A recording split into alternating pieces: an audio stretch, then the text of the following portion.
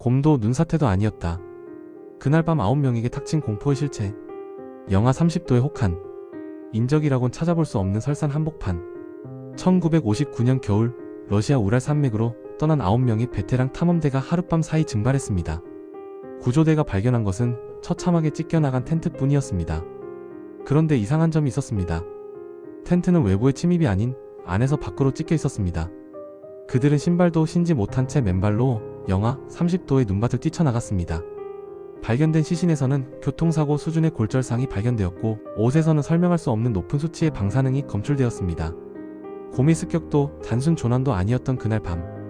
도대체 그들에게 무슨 일이 있었던 걸까요? 오늘의 미스터리 디아틀로프 고개 사건입니다. 사건은 1959년 1월로 거슬러 올라갑니다. 이고르 디아틀로프 대장이 이끄는 10명의 탐험대가 우랄 산맥의 오토르텐 산 등반을 위해 길을 떠났습니다. 이들은 모두 우랄 공가대학교의 학생과 졸업생들로 구성된 엘리트 산악인들이었습니다. 등반 초반, 대원 중 한 명인 유리 유딘이 건강 문제로 인해 급하게 하산하게 됩니다. 그는 아쉬워하며 동료들을 배웅했지만 그것이 친구들의 마지막 모습을 보는 순간이 될 줄은 꿈에도 몰랐을 겁니다. 남은 9명의 대원은 예정대로 산을 올랐습니다. 발견된 일기장에 따르면 사고 당일까지도 분위기는 매우 화기애애했습니다. 하지만 2월 1일 밤 그들은 죽음의 산이라 불리는 홀라트샤르 산 비탈에 캠프를 차리게 됩니다. 그리고 그날 밤 이후 그들의 소식은 끊겼습니다. 예정된 날짜가 지나도 탐험대가 돌아오지 않자 대대적인 수색 작업이 시작되었습니다. 그리고 2월 26일 구조대는 충격적인 장면을 목격합니다. 첫 번째 의문은 바로 텐트였습니다. 텐트는 반쯤 눈에 덮여 있었지만 결정적으로 안에서 밖으로 칼로 찢은 흔적이 발견되었습니다. 입구를 놔두고 텐트를 찢고 나갔다는 것. 이것은 그들이 무언가에 극도로 겁을 먹고 신발 신을 시간조차 없이 탈출해야 했다는 것을 의미합니다.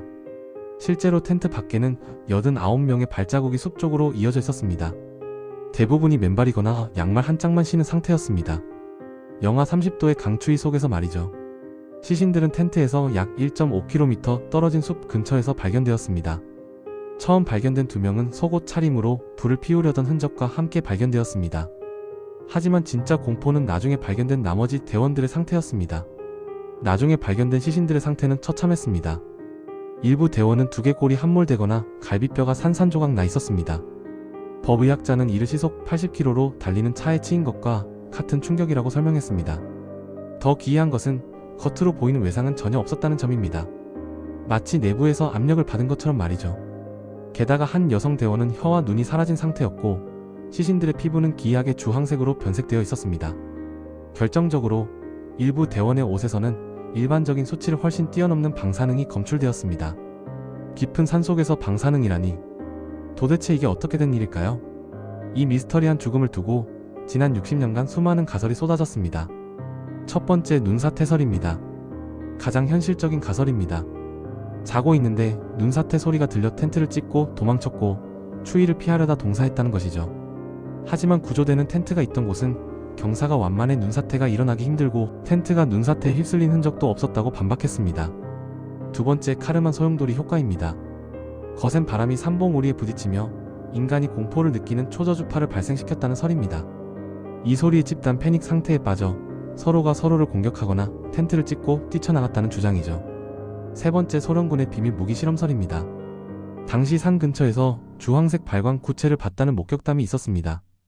이것이 미사일이나 비밀 무기 실험이었고 그 충격파로 인해 대원들이 내부 장기 손상을 입었으며 방사능까지 검출되었다는 것입니다. 소련 정부가 사건을 급히 종결하고 자료를 기밀로 붙였던 점이 이 의혹을 더욱 키웠습니다. 이 외에도 전설 속의 괴물 예티의 습격설, 외계인 납치설 등 온갖 추측이 난무했습니다.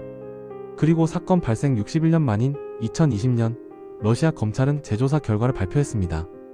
결론은 허무하게도 눈사태였습니다. 스위스 연구진의 시뮬레이션에 따르면 거대한 눈사태가 아니라 소규모의 단단한 눈덩어리 파니 텐트로 쏟아지는 판상 눈사태가 원인일 수 있다는 것입니다. 이 무거운 눈덩이가 자고 있던 대원들을 덮쳐 골절상을 입혔고 당황한 대원들이 텐트를 찢고 탈출했다가 저체온증으로 사망했다는 것이죠. 하지만 여전히 많은 사람들은 이 결론을 받아들이지 못하고 있습니다. 눈사태가 혀와 눈을 가져갈 수 있는가? 옷에서 나온 방사능은 어떻게 설명할 것인가? 정부의 발표는 과학적 개연성을 높였지만 모든 의문점을 완벽하게 해소하지는 못했습니다. 그들은 젊고 유능했으며 산을 사랑했습니다. 자연의 무자비한 힘이었을까요? 아니면 인간이 알지 말아야 할 무언가를 목격한 대가였을까요? 진실은 우랄 산맥의 깊은 눈 속에 영원히 묻혔습니다.